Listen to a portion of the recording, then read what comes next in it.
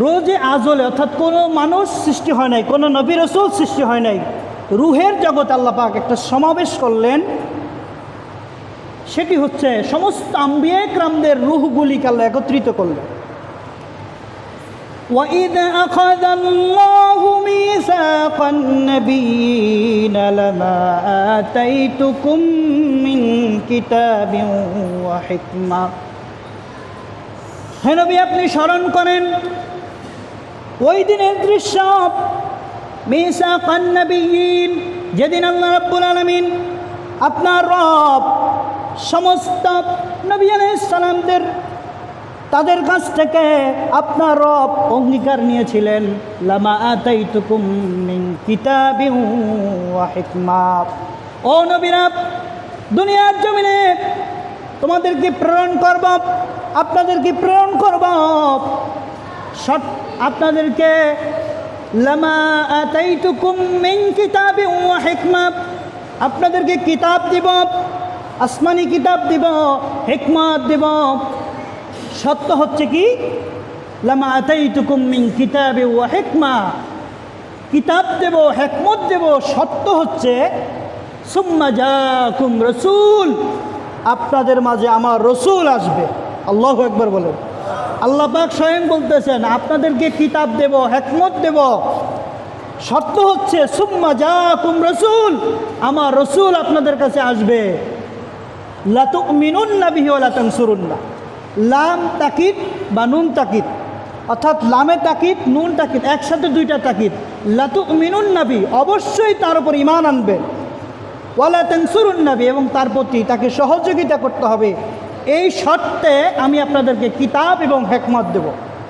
আল্লাহ পাক এরপরে এখানেই ক্ষান্তন আল্লাহ পাক বলতেছেন, ক্বালা আকরারতুম ওয়া আখাযতুম আলা যালিকুম ইসরি, আমি যেই শর্ত দিলাম এ ব্যাপারে আপনারা কি সম্মত?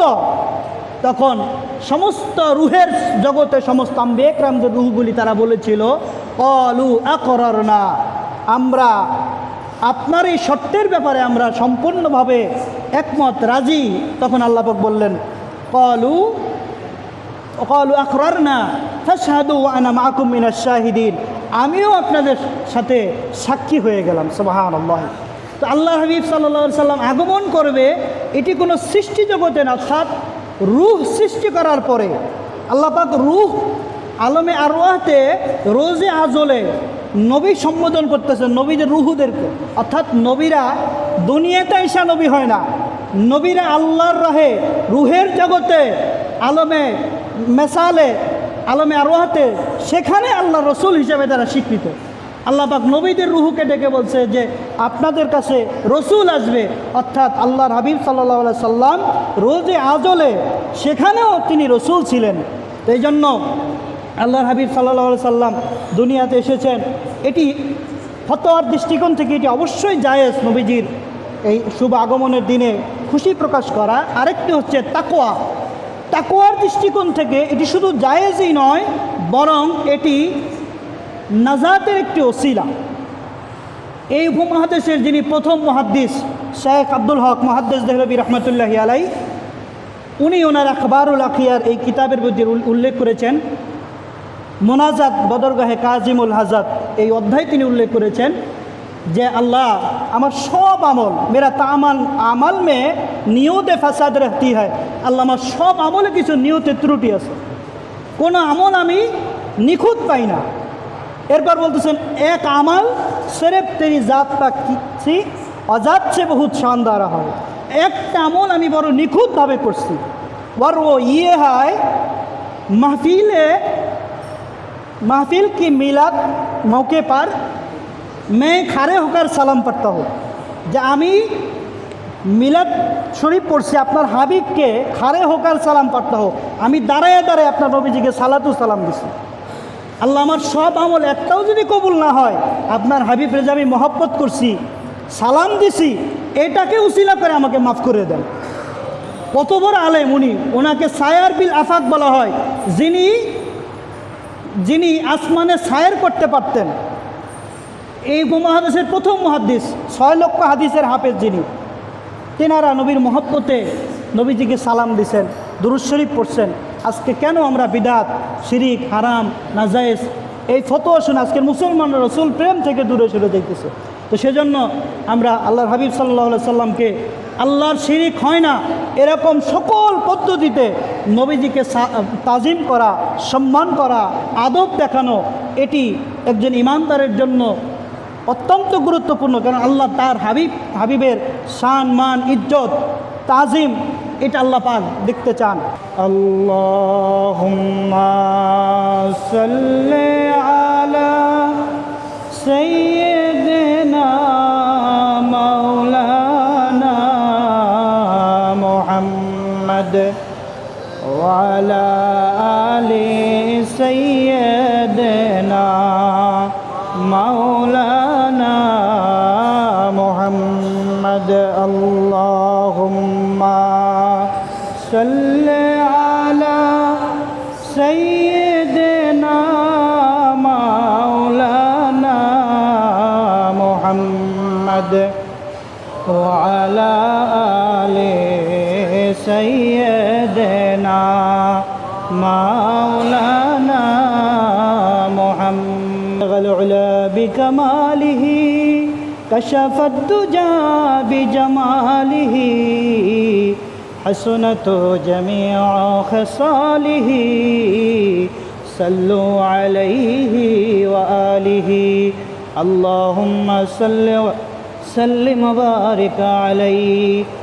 আল্লাহ রাব্বুল আলামিনের শাহী আলিশান দরবারে অগণিত সুজুদ কালেমাতুশ শুকর আদায় করছি যে মহান রব্বে করিম মালিকুল মুলক বিশ্বজাহানের প্রতিপালক আল্লাহ জাল্লা শানহু আম্মা নওয়ালহু এই মাহে রবিউল আউয়াল মাসের দ্বিতীয় জুমাবারে আল্লাহ রাব্বুল আলামিন আমাদেরকে সুস্থতার নিয়ামত দান করে জুমার সালাত আদায়ের লক্ষ্যে মসজিদে আসার সুযোগ করে দিলেন, তৌফিক আনায়াত করলেন।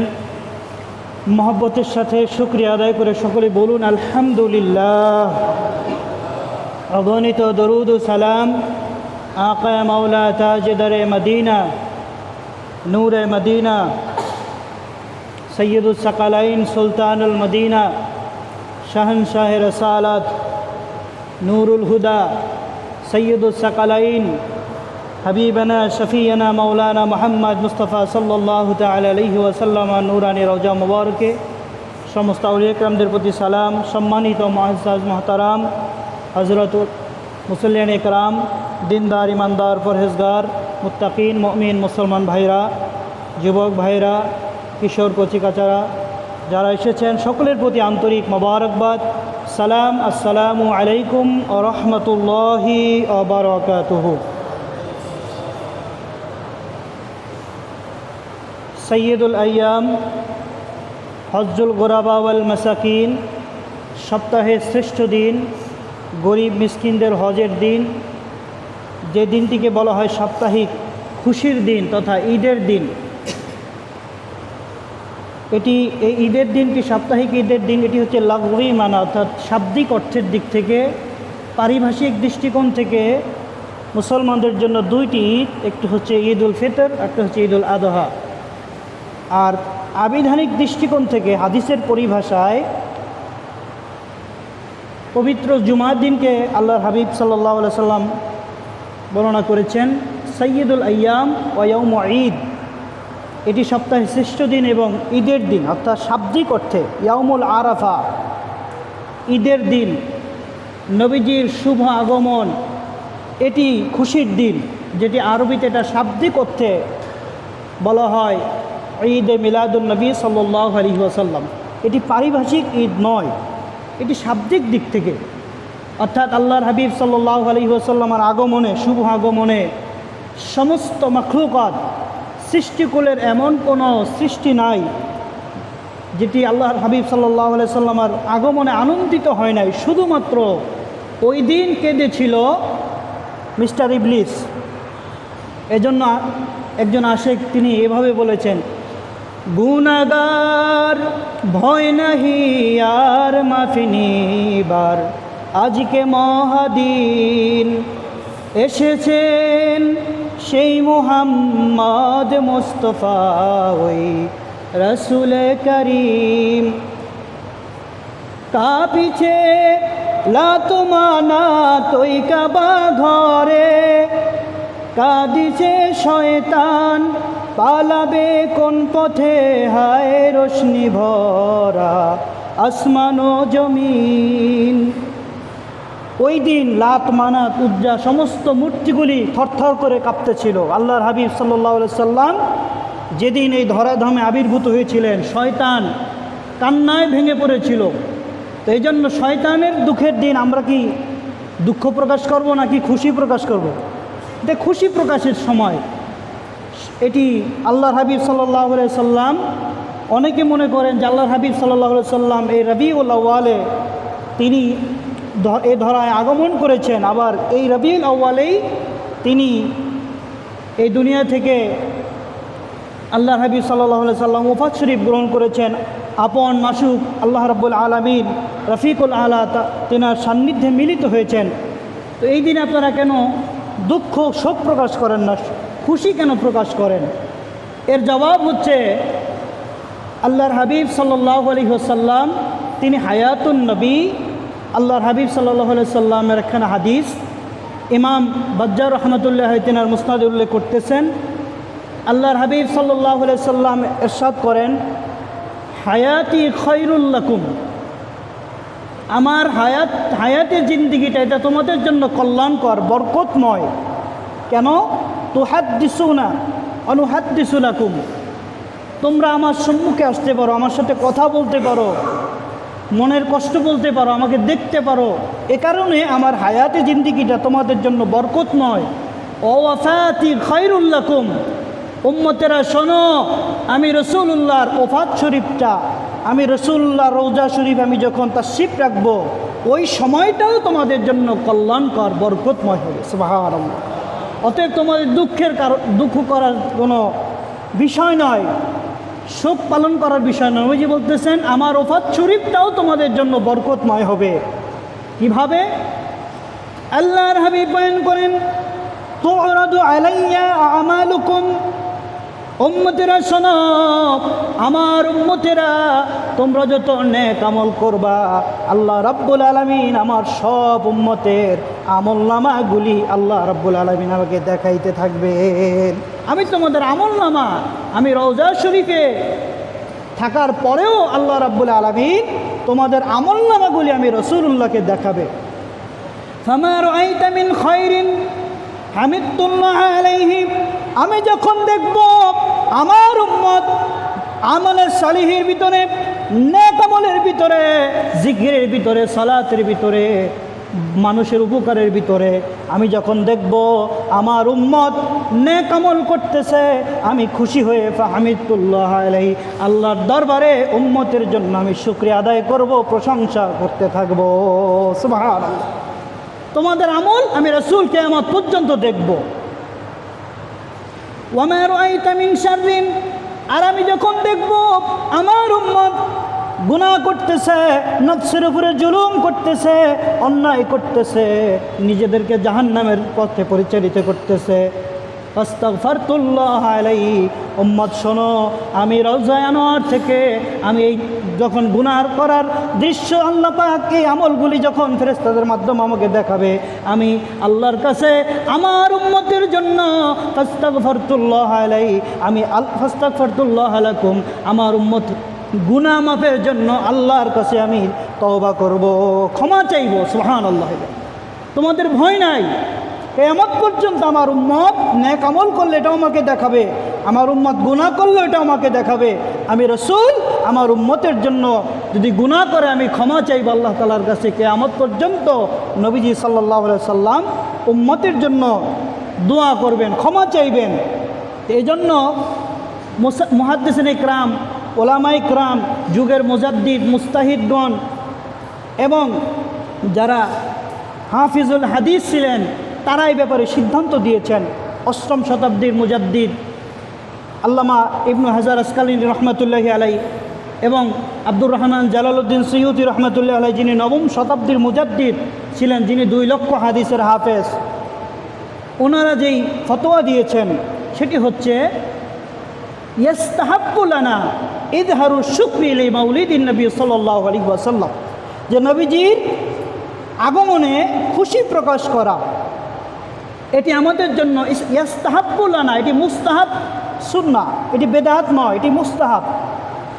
বিইজতিমাইন নাসি ওয়া ইতআমিহি ওয়া নাহবি যালিক, যে মানুষকে জড়ো করার মাধ্যমে, মেহমানদারি করার মাধ্যমে, মিলাদ নবীজির আগমন সম্পর্কে আলোচনা, জিকির, দোয়া, মেহমানদারি ইত্যাদির মাধ্যমে যদি শরীয়তসম্মত পন্থায় যদি এই খুশি প্রকাশ করা হয়,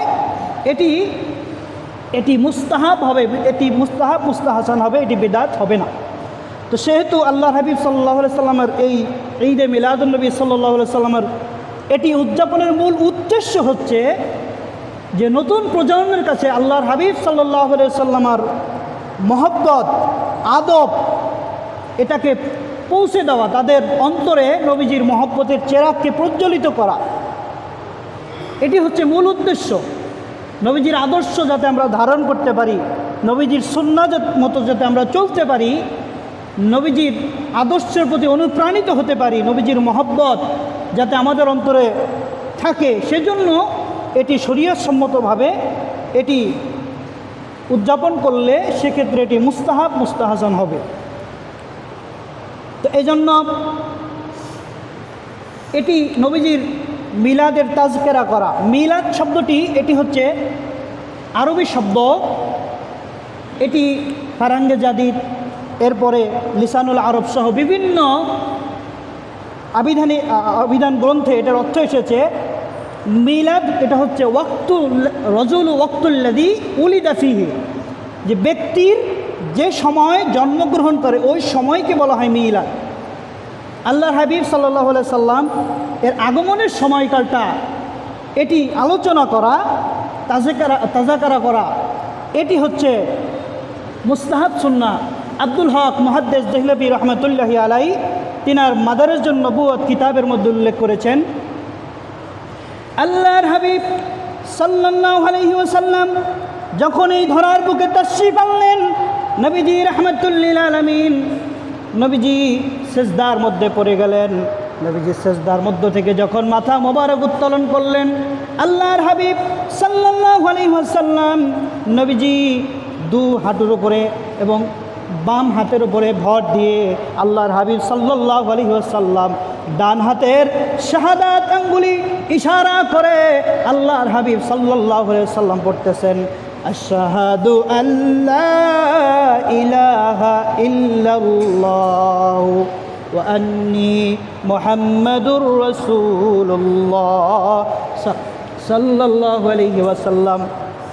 গভীরভাবে লক্ষণীয়, আমরা কালেমা পড়ি ওয়া আন্না মুহাম্মাদুর রাসূলুল্লাহ, তিনি আল্লাহর রসুল, প্রেরিত রসুল, এটা আমরা কালেমা শরীফে পড়ি। আল্লাহর হাবিব সাল্লাল্লাহু আলাইহি সাল্লাম বললেন ওয়া আন্নী মুহাম্মাদুর রাসূলুল্লাহ, অর্থাৎ আমি এটা সাক্ষ্য দিতেছি নিশ্চয়ই আমি আল্লাহ রাব্বুল আলামিনের পক্ষ থেকে রসুল, আমি আল্লাহ রাব্বুল আলামিনের পক্ষ থেকে সর্বশ্রেষ্ঠ রসুল। আল্লাহর হাবিব নিজেই সাক্ষ্য দিতেছেন, সুবহানাল্লাহ। যদি কেউ মনে করে যে নবীজি 40 বছর বয়সে নবী হয়েছেন, এটা ঈমান বিধ্বংসী হবে, ঈমান নষ্ট হয়ে যাবে। কারণ নবীজি জন্মের পরে জমিনে পড়ে নবীজি বলছেন যে ও আন্নী মুহাম্মাদুর রাসূলুল্লাহ, আর নিশ্চয়ই আমি আল্লাহ রসুল। নবীজি সাল্লাল্লাহু আলাইহি সাল্লাম অপর এক হাদিসের মধ্যে এসেছে, ওয়ান আবি হুরায়রা রাদিয়াল্লাহু তাআলা আনহু ক্বালু ইয়া রাসূলুল্লাহ মা তাওয়াজাবাত লাকান নবুওয়াত, ইয়া রাসূলুল্লাহ, নবী গো আপনি কখন থেকে নবী, কখন থেকে আপনি নবী হয়েছেন?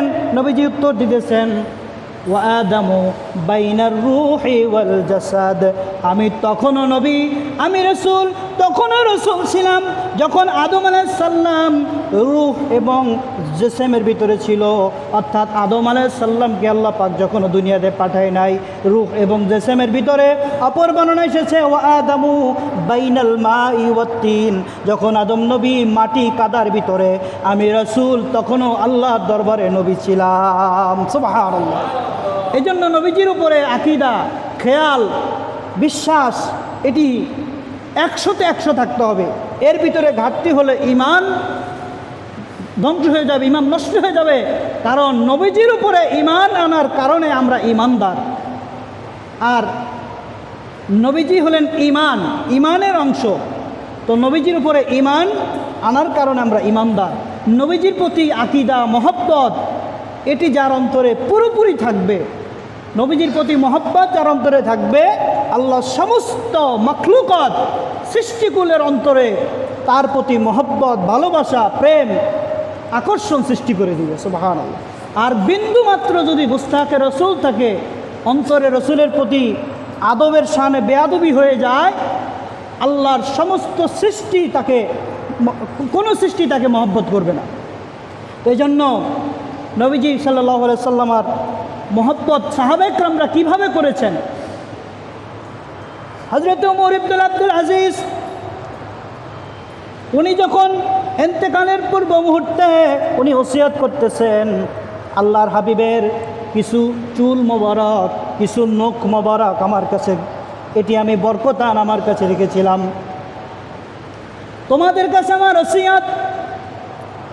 যাকে প্রথম মুজাদ্দিদ বলা হয়, উনি বলতেছেন তোমাদের কাছে আমার ওসিয়ত হচ্ছে আমার ইন্তেকালের পরে আমার কাফনের ভিতরে, আমার বুকের উপরে আল্লাহর হাবিব সাল্লাল্লাহু আলাইহি সাল্লামের নখ মোবারক আর কিছু চুল মোবারক এটা আমার বুকের মধ্যে বেঁধে দিবা।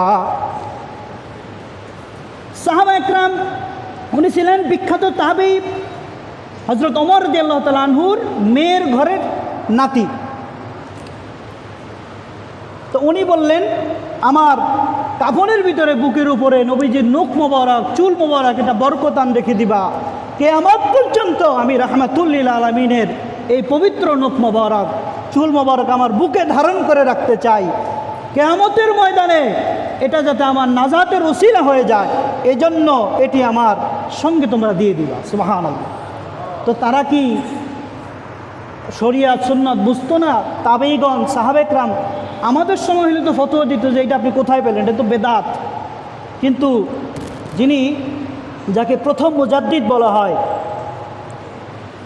আব্দুল্লাহ ইবনে ওমর, তো তাদের আকীদা ছিল এরকম। সাহাবায়ে কেরাম নবীজি ওযু করলে ওযুর পানি নেওয়ার জন্য কারাকারি শুরু হয়ে যেত, নবীজির চুল মোবারক, নখ মোবারক এগুলির জন্য সাহাবায়ে কেরাম ব্যস্ত হয়ে যাইতেন। নবীজির ঘাম মোবারক, মা আয়েশা রাদিয়াল্লাহু তাআলা আনহা বলেন যে আমি নবীজির ঘাম মোবারক এটিকে শিশিতে ভরে রাখতাম, বড় কোনো অনুষ্ঠানের উন্নত মানের আতর হিসাবে এটি আমি ব্যবহার করতাম। সুবহানাল্লাহ। আল্লাহর হাবিব সাল্লাল্লাহু আলাইহি সাল্লাম সম্পর্কে আমাদের খেয়াল, আমাদের ধারণা এটি আমাদের পরিচ্ছন্ন করতে হবে। তো এটি হচ্ছে মূল উদ্দেশ্য আল্লাহর হাবিব সাল্লাল্লাহু আলাইহি সাল্লামের এই মাহে রবিউল আউয়ালের নবীজির আগমন সম্পর্কে আলোচনা করা। হ্যাঁ, আরেকটা বিষয়, অনেক ভাইরা বলেন সিরাতুন নবী, মিলাদুন নবী নাই, সিরাতুন নবী। আবার অনেকে বলেন সিরাতুন নবী নাই, মিলাদুন নবী। সিরাতুন নবীর সাল্লাল্লাহু আলাইহি সাল্লামের প্রত্যেকটা বইয়ের শুরুতে নবীজির প্রথমত আলোচনা আসছে মিলাদ শরীফ, মিলাদুন নবী সম্পর্কে। মিলাদুন নবী এটা হচ্ছে স্মরণ করার বিষয়, আর সিরাতুন নবী এটা হচ্ছে অনুসরণের বিষয়। একটি হলো স্মরণ করা, আরেকটা হচ্ছে কি অনুসরণ করা। একটাকেও বাদ দেওয়ার কোনো সুযোগ নাই। তো এই জন্য নবীজি সাল্লাল্লাহু আলাইহি সাল্লাম নিজে আলোচনা করেছেন, মিন কারামাতি আলা কারামাতি রব্বি আজ্জা ওয়া জাল্লা ইন্নী উলিদতু মাখতুনান ওয়া লাম ইয়ারা আহাদুন সাওআতি।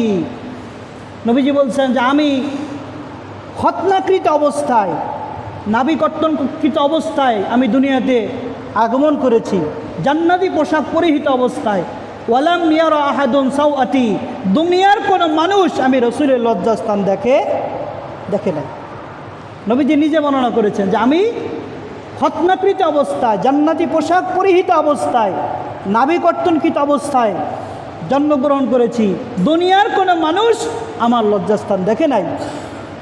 মা আমেনা তিনি বর্ণনা করেছেন যে নবীজি যখন দুনিয়াতে আসলেন, নবীজি অপর বর্ণনা এসেছে আনা দাওয়াতু আবি ইব্রাহিম বিশারাতু ঈসা রুহুল্লাহ ওয়া রুয়াত উম্মি আল্লাতী রাআতিনা ওয়াদাতাহু, যে আমি পিতা ইব্রাহিম আলাইহিস সালামের দোয়ার ফসল এবং ইসমাইল হজরতে ঈসা রুহুল্লাহ তেনার সুসংবাদ এবং আমার মায়ের স্বপ্নে দেখা যে তিনি দেখেছেন তার থেকে একটা নূর বের হয়ে গেল, যেটি কুসুর শাম দেশের রাজপ্রাসাদগুলি নবীজির আগমনের কারণে নূরে ঝলমল করতেছিল। সুবহানাল্লাহ।